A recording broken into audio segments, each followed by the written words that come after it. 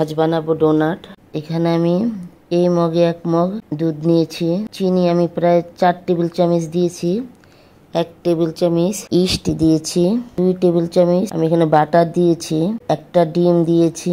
দিয়ে ভালো করে এটা আমি নেড়ে নেব। এখানে আমি এই মগে 2 কাপে আমি ময়দা দিয়েছি। 4 চামচের থেকে একটু কম আমি লবণ দিয়েছি। লবণ দিয়ে ভালো করে আমি ময়দাগুলো আমি ভালো করে মেখে নেব। এখানে আমি যে ডিম, দুধ, চিনি যে মিশ্রণটা বানিয়েছি সেটা আমি ঢেলে দিয়ে ভালো করে এটা আমি নেড়ে চেড়ে নেব।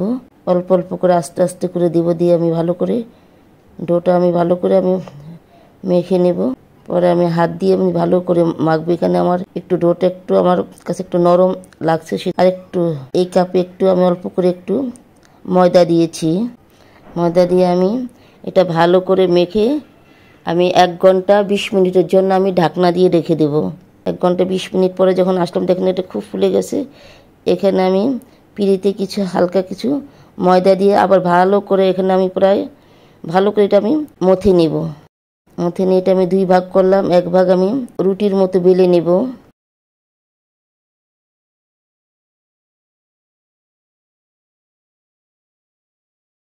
আমি এগুলো ডোনাট কাটার জন্য এখানে একটু আপনারা তেল অথবা আমার হাতের কাছে বাটার ছিল আর আমি তেল লাগাই না। একটু তেল লাগালে চলবে, অসুবিধা নেই। আমি একটু বাটার লাগিয়ে নিয়েছি যেন সুন্দর করে ইজিলি কাটতে পারে ডোনাটগুলি।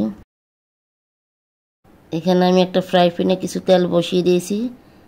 তেলটা একদম আমি জালটা আমি বাড়াই না, একটু অল্প আছে। আমি একটু এগুলো আস্তে আস্তে ভেজে নেব, তাহলে একটু পুড়ে যাবে। একটু সময় নিয়ে ভাজতে হবে।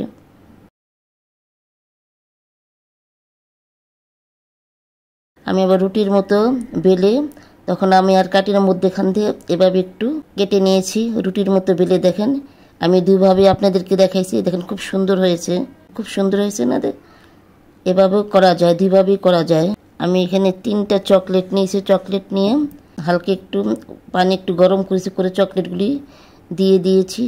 যে চকলেট ভিতরে একটু শক্ত থাকে, নরম হলে আমি এভাবে এখানে আমি বাটিতে ঢেলে দিয়েছি।